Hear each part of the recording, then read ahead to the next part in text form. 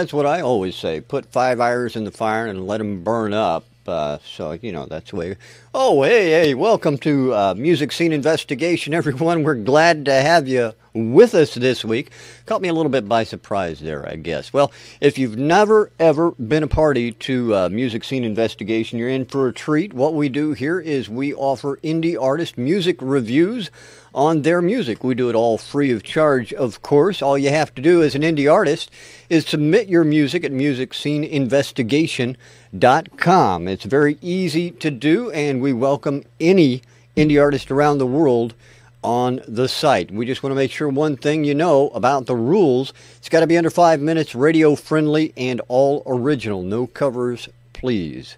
Now then, the way we do it is we grab our panelists from all around the world. These are industry experts in the music industry or surrounding industries, and we have them offer their reviews. Now, most of the time, these reviews are technical in nature.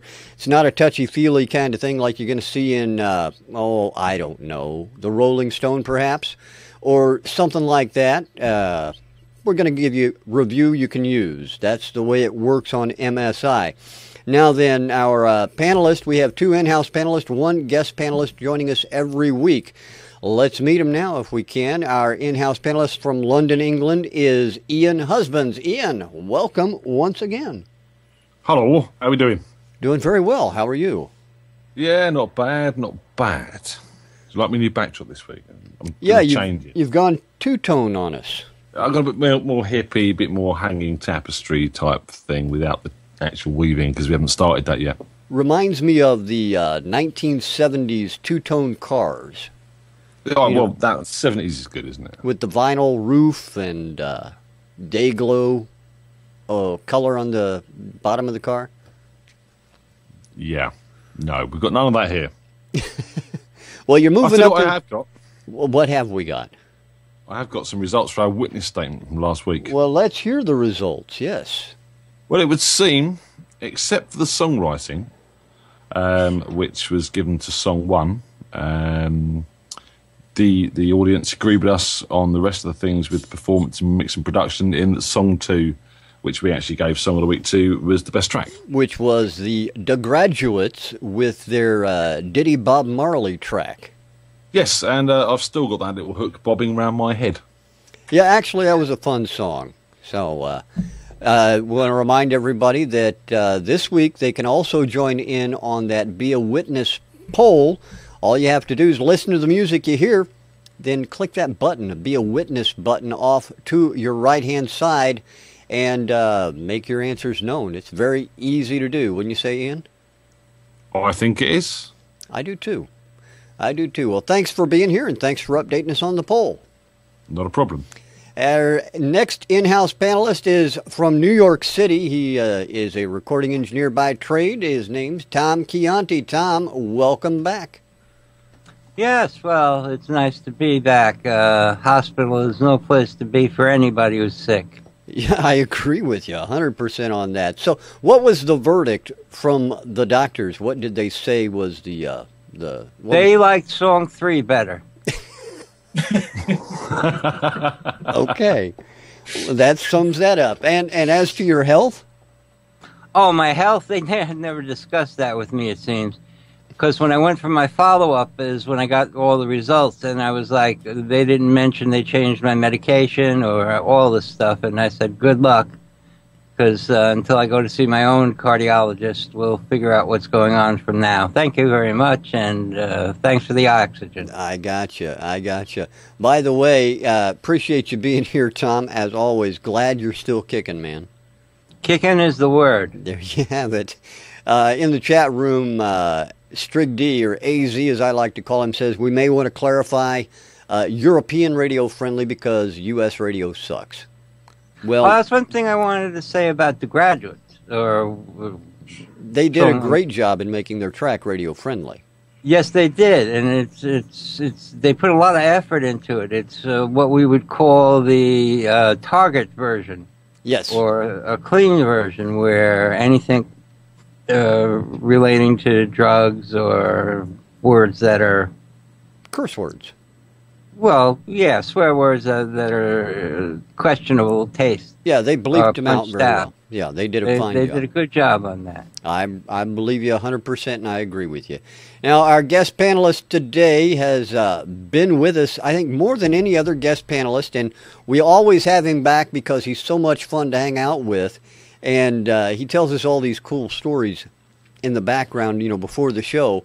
And if you want to hear some of them, it's very easy to do. All you got to do is tune into Indie Inquest for our Off the Record. That's on MSI Radio. I'll tell you more about that later. But let's meet our guest panelist is Dave Bryce from the rock band Spider. Hey, Dave, how you doing, man?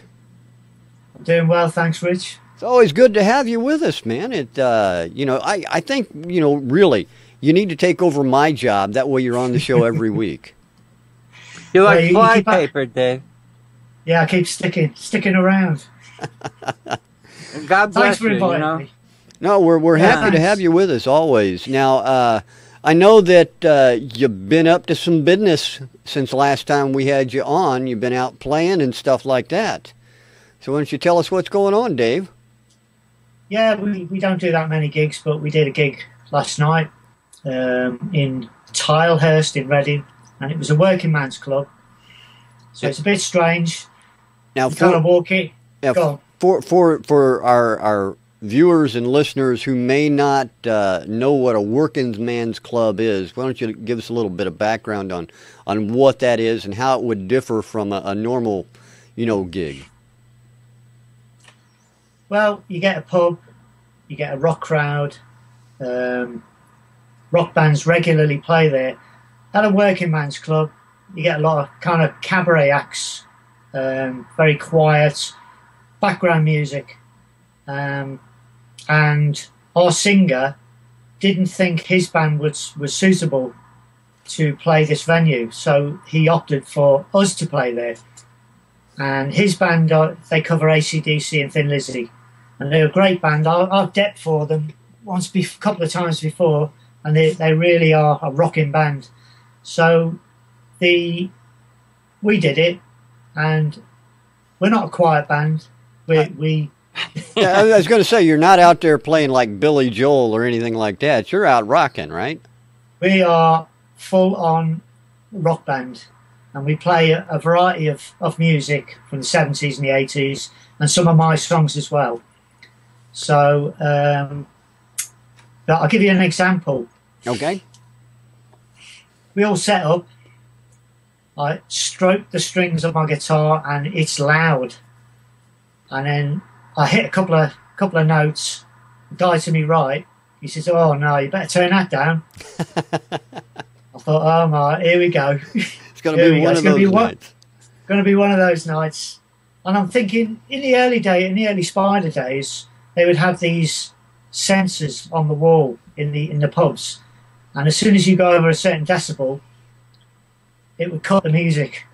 Oh, really? So I thought, yeah. Ian's probably knows about this. I don't know if they use them now, but if you go over a certain volume, that all the power gets cut. Yep. And we did that quite yet. You know about that. Yep. A piece of foam, a carrier bag, and a piece of gaffer tape. Always seems to do the right problem. Good idea. Well, on many occasions in our Spider days, when we first started out, we were quite loud then.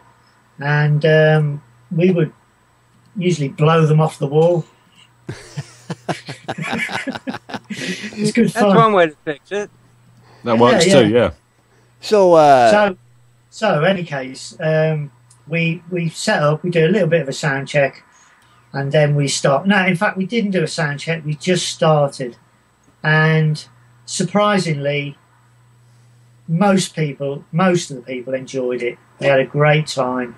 We had a good time. The sound was fantastic. We had a nice little stage, and although a few people were dancing, and towards the end of the gig, a lot of people were on the dance floor having a good time, and people were coming up and saying, you know, best band that's been on here. We usually get lots of good bands on, kind of cabaret acts. well, it's Were they good. drunk? They weren't drunk, Ian. Were they wearing bowlers? Bowlers. Not quite, no. No, kind of a British institution, working men's club, armed forces kind of thing. Yeah, it's like a USO officers club, enlisted men's club. That's it. Yeah, you got it.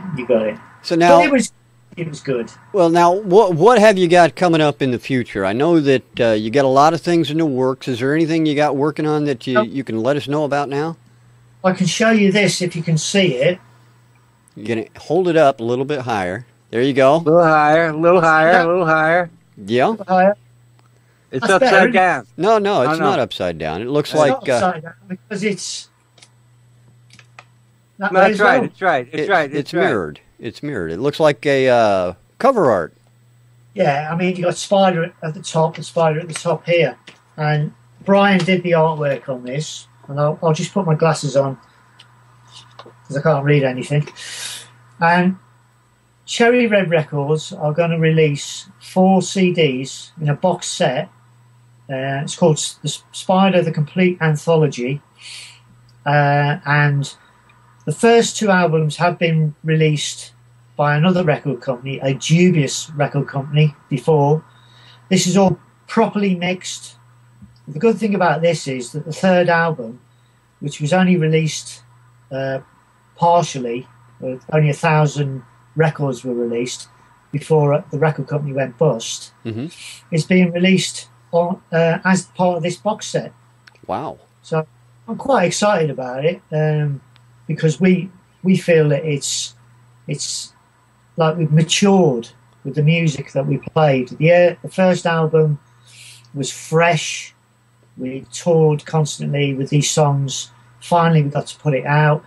The second album, some Spider fans weren't too happy about it because we experimented with various songs, and some of them are well, I don't know, a little bit poppy. And then the third album, we went back to our roots and put this out. So, I'm quite excited about it. Yeah, I can understand that. Now, most bands, Yes. most bands like to think of themselves as playing ahead of their time.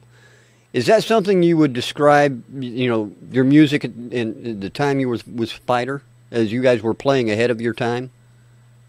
The thing that gets me about Spider is there wasn't many bands playing what we were playing apart from Status Quo. If you've heard of them. Yeah. Rich, because I know they didn't make it that well in the States, but they're a well-established band. They were the reason I got into music back in the 70s, and although I'm not over keen on them now, their early stuff is absolutely fantastic, and I was a fan of that kind of music. We came out of the punk era, so we were kind of trying to write all these rock and roll tracks. The first track was quite political, and a New York company picked up on that and released it in New York. Right. So it must have been something there. But the reason why I asked that is because, we had talked a little bit about before the show about, what's old is now new again. And I asked that particular question about playing ahead of your time as to, how you can gauge what listeners may think of the box set coming out. Is it, something that listeners today you believe are going to pick up on and go, yeah, this is what we've been missing? Or is it going to be a trip down, memory lane? Or what's it going to be for the listeners who pick this box set up?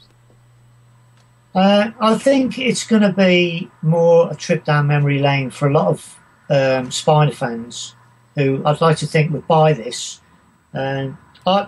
I think it stands the test of time. I'm biased because I'm the lead guitarist in that band. Sure. And I love all the songs on it, and I just happen to think it's a shame that this third album didn't get released by a major label. We'd all like to say it could have made us famous because it was a progression. But I think if they caught onto it, it's kind of relevant. Yeah, I think so. All right. Well, definitely wish you all the luck in the world with it, and I'm definitely going to pick up a box set from it. Now, where can we pick this up at, Dave? Well, it's not released yet. When it is released, I'll let you know. I'll probably give Ian a copy. Well, I think we'll have you back on the show when it is released, so we can let everybody know exactly where they can pick it up. It's around about July. Yeah, that's it, Tommy. I'll send you one in the post. I would love to have one. I'm only kidding. I never really was familiar with your music, but I've gone through the wonderful world of the web and caught many tracks who just listening on, and it, as Rich likes to say, it's interesting music. There you have it. It's rock and roll. It's rock and roll. Good time rock and roll. That's all that matters. Yeah. It's that in itself makes it timeless. Hang on. Let's go to Ian here. He has something to say. Don't worry. I'll get a box set off him and then I'll torrent it for everyone. Don't all right. Before we torrent anything, guys, let's get down to business at hand. We're here to listen to some music by indie artists today, and some guys and gals have sent some in to us, and I really want to give you the opportunity to go through and offer your reviews on them. So if we can do that, we can get on with the rest of what MSI is. So what do you say, guys? Let's take a listen to three? Yeah. All right. No, let's just listen to one first. Well, you don't want to listen to all three at the same time is what you're telling me. No, let's do one song at a time, starting with song one. Well, let's do that then. All right, here is song number one on today's Music Scene Investigation.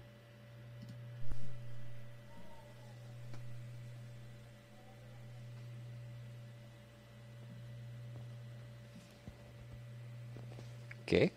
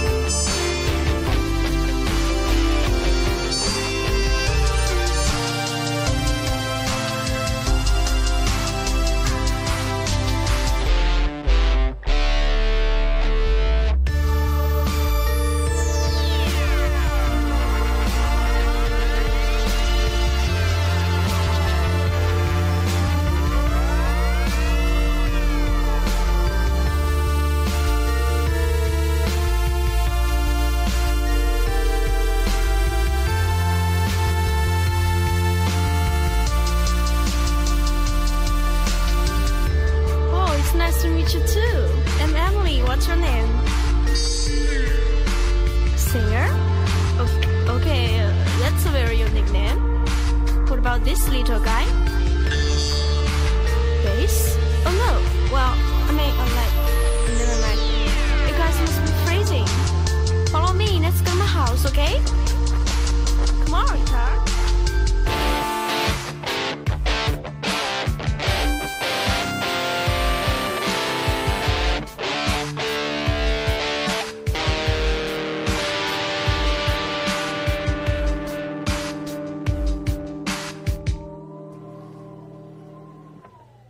And there you have track number 1 on today's MSI. And we're going to take and head over to Ian first, find out what he thought. Ian, your thoughts? Certainly was interesting. Sorry, interesting is a word we've been using a lot before the show in joke. It was interesting, though, quite seriously. There's a lot going on here and a lot of really nice stuff going on here, to be honest. And the mix, the use of the range of frequencies with the selection of the instrumentation and the sounds and the production has been really well done. Everything's got a really nice place to sit. Everything cuts through. Everything's cutting in its own space. And there's a really strong groove going. But it doesn't really do much. It sits on a really nice ambient level. I love the additions of the heavy electric guitar and that sort of real metallic, almost rock bass line coming in later on in the track as well. It was very atmospheric. There was a lot going on. But it just needed to do more to keep my attention. I think that, this is the sort of thing that might work really well underneath a film montage, where the assassin's packing his gun into the bag and following the guy down the street, and you got this sort of playing in the background, and or a computer game or something along that sort of line. But there's that like phased voice going on. And I wanted to hear what that was saying. Again, it was obviously saying something, and I couldn't make it out. And I think less phasing on that voice, less effect, and maybe a hooky word or phrase that would actually give the track some meaning or some identity. Liked the sort of bit at the end with the talking. That sort of brought my interest back in, with the little girl talking to obviously the song, which is obviously a robot or an alien or something like that. But it kind of lost my attention by then, so it was sort of nice to have it brought back in at the end. The guitar went out of timing at the end. I mean, that was one little thing. Yeah, I mean, it's well done, but for me, it just didn't keep my attention enough. All right. Well, Ian, thank you very much. Let's go to Tom, find out what he thought. Tom, track number 1, your thoughts? Well, I tend to disagree with Ian on well, there were some nice choice instruments, but they didn't really utilize the top end that much. It's definitely an ambient piece, and it needed more of a lead line feel, something melodic, or the voice that came in and out really, without knowing the title of the song to get an extra idea of what it's all about or whatever, just being presented with it as so. It lacks memorability. They really, concentrated on the bottom end. What bothered me is the rock bass that Ian was talking about was panned, and that just throws me off. I as much as Ian hates, fade outs, I hate anything that's supposed to be in the center not being there, like lead vocals, bass, kick drum. The drums were felt more than heard. They really wanted to try to get a deep sound, and that's fine and dandy. If you're going to blast it, then you'll feel the bass and everything. But on a listening level to somebody who was just if somebody snuck this in the background of while I was having a conversation with somebody, it wouldn't catch my attention. I really think it needs more. I mean, they do have a good production, but it needs more, for lack of a better word, interesting production. something that will differentiate it from everything else. They use nice panning at the end there on the vocals from left to right, or right to left, I forget, whatever it was. It just didn't seem to make a whole lot of sense as a musical piece. It definitely background music to a movie, maybe Eastern European porn. I don't know. Oh, come on. Okay, Tom, I appreciate that. And let's find out what Dave Bryce thinks. Dave, what do you think of song number 1? How do I top that? I have no idea. No, it was definitely a laid-back track. And everything was there, but it just lacked, for me, it lacked dynamics. It didn't kind of build. And yeah, I mean, there was a few mistakes in there, like Ian mentioned about the guitar at the end. I think it was a mistake. It sounded like a mistake. So, but yeah, it was listenable, and everything was there as it should be. It's very MIDI, but very MIDI sounding, and like I say, I think it just lacked a bit of dynamics to me. Maybe the drums could have been a bit more in there. Maybe it could have built, or a different sound would have made the song better. Yeah, like Tommy said, very laid back track for a film or something. For a film, there you go. For a film, yeah. I'll be polite and say for a film. Okay, all right, Dave. Thank you very much. That's all right. All right, the track you just heard, everyone, is called First Contact by a group, Galactaron. We've had them on MSI before. We're glad they sent that track in to us. Again, First Contact by Galactaron. Now, gentlemen, we have 2 more tracks to listen to, and I see by the clock on the wall we're running short on time today. Not that we care. So let's go ahead and get into track number 2 right now. So here we go with track number 2 on today's MSI.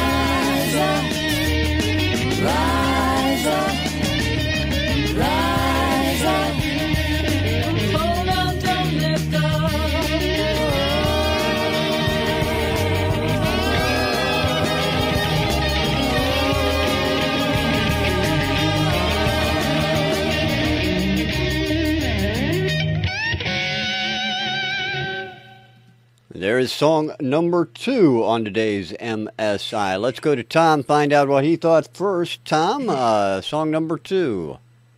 Well, it's mixed very well. The bottom could use a little bit more tightening up. Nice guitar playing. I like the vocal. I think it's a little too restrained, maybe at a higher BPM. It would work better. The hook, Rise Up, is memorable, but I kept wanting to feel more energy from it. That's why I said restrained. It could have used more electric guitars. The harmonies were nice, especially on the Rise Up part, and in the end they built. Overall, it's a good production, a good mix. I just think it's at the wrong tempo. I would see this as more of a rockin' tune and less laid back. And again, I like the vocalist. I think we've had this vocalist on once before. I'm not sure. All right. Well, I appreciate that, Tom. Thank you. And let's go to Dave Bryce. Dave, what do you think of track number 2? Yeah, I like the song. And for me, I know what Tommy's getting at. It kind of stayed on the same level, and then it built and built towards the end. And I really liked the end bit, sort of the end sort of section of it. And the guitar was really going for it. But I think he could have gone for it a bit more earlier on. And maybe, to me, this sounds kind of funky blues. And it was missing a guitarist. He could have put a rhythm guitar in the back instead of the keyboard. But yeah, I love the harmonies. I know what Tom was saying about the vocals being on a one level all the way through. She could have brought it to a bit of life towards the end. So yeah, enjoyed the track. Very good. All right, appreciate that, Dave. Thank you. And Ian, what did you think of track number 2? Before I say this, if you've got any complaints about what I've yet to say, please send all problems to Rich Wildman, care of Music Scene Investigation, at... Do you know what the problem with this track is, guys? What? It's too white. Well, do send your cards and letters to Music Scene Investigation.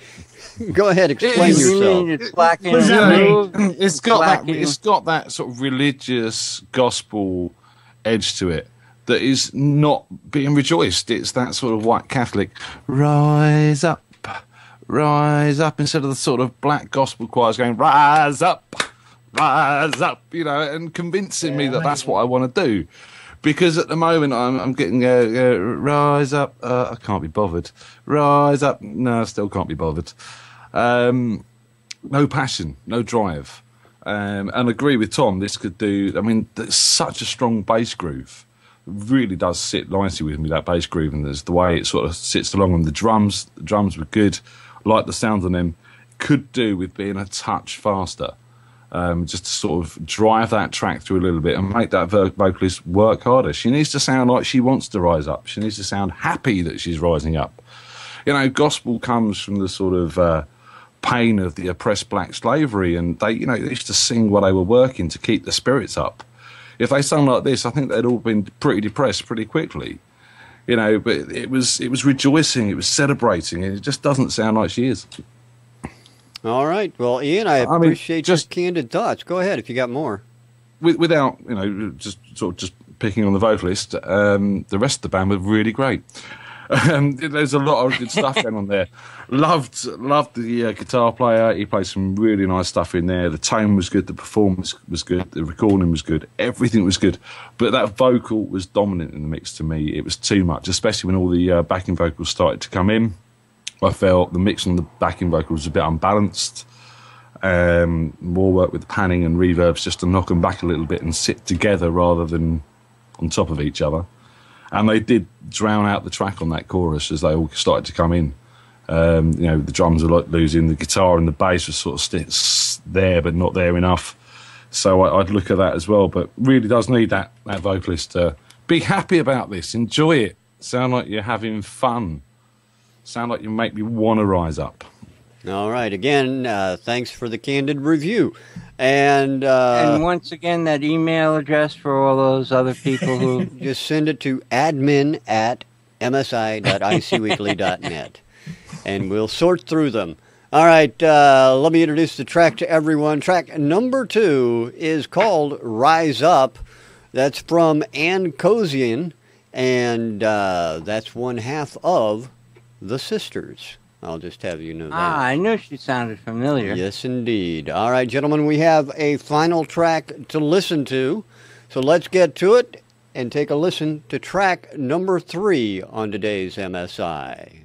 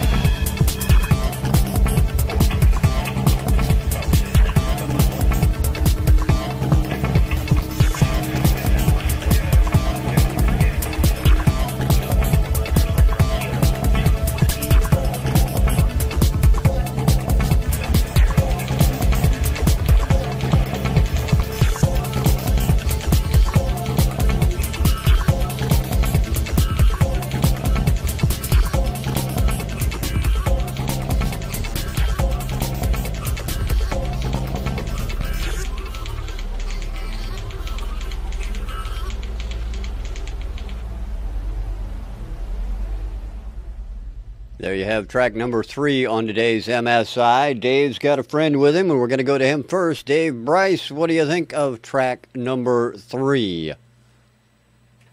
Couldn't quite work it out. It's kind of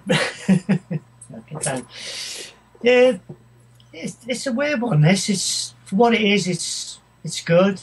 It's kind of be good as a dance track. It's kind of in a rave or whatever. But it didn't really go anywhere for me. It was the same all the way through. I'm sure it's well mixed and that, but good for what it is. But maybe on a game or something like that. It's a game track. Can't really comment on this track. It's more Tommy's line, I think.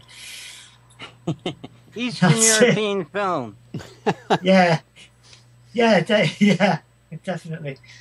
But yeah, it was well mixed. What it was good, but not my kind of stuff. I'm afraid. Okay, all right, Dave. Well, I appreciate it anyway, and let's find out what Ian thought as he opens up a beverage of some type. Ian? That's the Coca-Cola. I'm going to sniff it later. So allegedly, it's got cocaine in it, or used to have. I'm hoping there's still traces. What do you think of track 3, Ian? Yeah. Anyone got any cocaine? Because, let's face it, this is the sort of music you've got to be off your tits to appreciate a bit more. It's a club mix. I'm sure if I was high as a kite wanting to dance all night, it would tick a few boxes. But otherwise, it doesn't really for me, to be honest. Wait, we'll get to the dog later. Come here, Stan. So, I mean, it's well mixed. It's I'd say well produced from a sound point of view, but there's no real arrangement. It lifts and falls in a few places and gets very repetitive after a while. That same bass loop playing over and over and over again was like some kind of a nightmare that I once had. And it was much for muchness, wasn't it? Again, nothing new. It's been done 1,000 times before. Some good beats, good mix, okay production, bad arrangement. Doesn't really go anywhere, and certainly didn't do much for me. All right, Ian, I appreciate that. Thank you. And Tom, what are your thoughts on track number 3? There was no working between the percussion. It needs much more percussion to make it move more. This is not a tempo issue. This is, how you arrange and produce things to have more of a groove and a feel to it. It totally missed the groove. It was very repetitious. There could have been breaks and drops outs, and there weren't. The bass was lost. The relationship between the instruments, it wasn't well mixed. At the end there was a harmonica doing an interesting line that I heard, which would have been, if projected into the mix earlier, would have been at least interesting, or even break down into a fast harmonica riff or something. It just lacked dynamics, energy, and it sounds like the guy threw together a whole bunch of loops, says, yeah, this sounds nice, let's try to mix it up and see if we get something. And they got exactly what they got, a nice bunch of loops put together, and still waiting to see whether they got something or not. It needs work. Dave was right, this is more in my line. I mixed dance music for years, and even hip hop is got more interesting work between the percussion and the drums and the bass, and it was lacking all of that. Cohesively, it was just bland. I'm sorry to be blunt, but that's what you guys get paid for. Yeah, it's to be blunt and straight to the point, and I appreciate it. Thank you, Tom. Now, I want to introduce that track before we get down to the meat and taters of it. So the track you just heard was called Level Horizon by the Rodeo Terrorists. Again, the Rodeo Terrorists with Level Horizon. We appreciate them sending that track in. And again, if you want to send a track in to Music Scene Investigation, very easy to do. Head over to MusicSceneInvestigation.com, sign up on the site, and then click the Submit a Button song at the top of the page. submit as many as you want, and we randomly select 3 every week for review by our panelist. Now, our panelist has the very difficult task of selecting a song of the week. So, gentlemen, it's up to you to make that selection however you'd like. Well, I'll go first. The only thing that, if we're going for the best song of the week, the only thing that strikes me as a song is number 2. Even though it lacks, Passion. hair raising on the back of your neck vocals, I like the voice. I think it just needed more energy. Like I said originally, it was too restrained. But compared to the other 2, it's a song, and it's something that could stand on its own if taken back in and revamped a little bit. I'd still, it was mixed very well, but I'd still like to hear more dynamics in the mixing. And, but overall, I would have to put my vote for it because it just rose above the other 2. All right, so 1 vote for Rise Up. Ian, Dave? Next.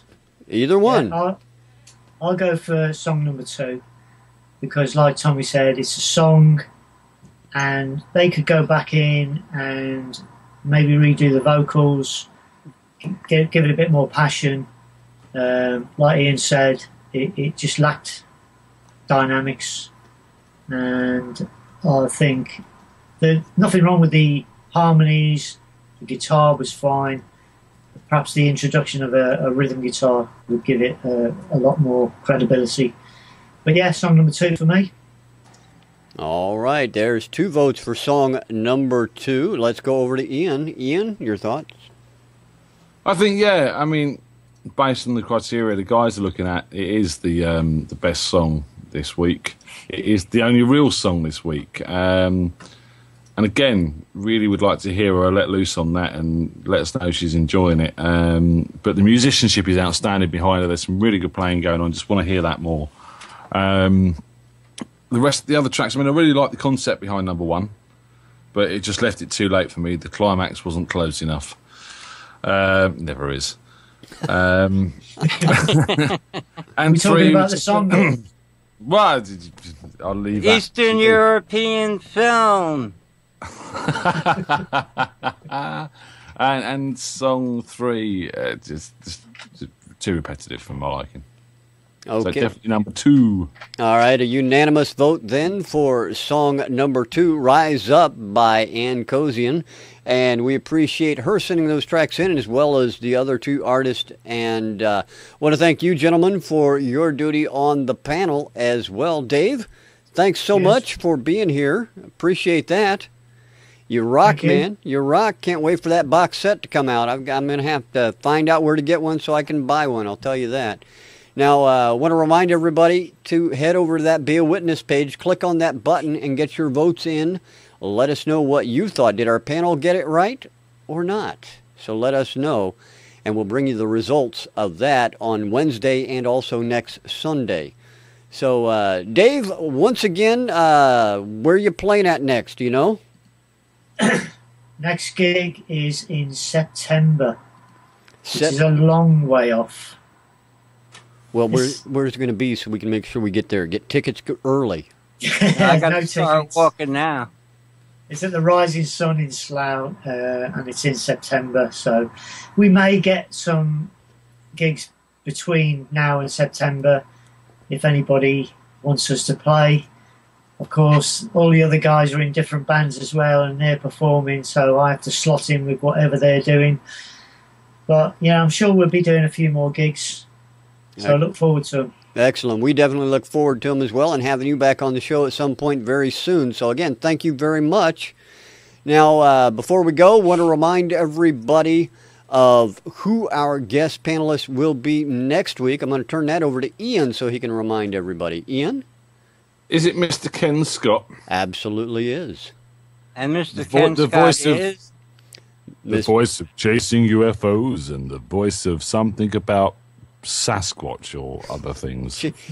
Finding Bigfoot, chasing UFOs. It's our guest panelist, Ken Scott, longtime radio guy. Looking forward to having him back with us. Right now, though, we're going to invite you one more time for our our Band of the Month broadcast. MSI Hit List going to take place on 11 July this time around. So we want to make sure you're here. We're going to take all the Song of the Week tracks from last month, pit them against each other, let them fight it out, and find out which one's going to come up out on top.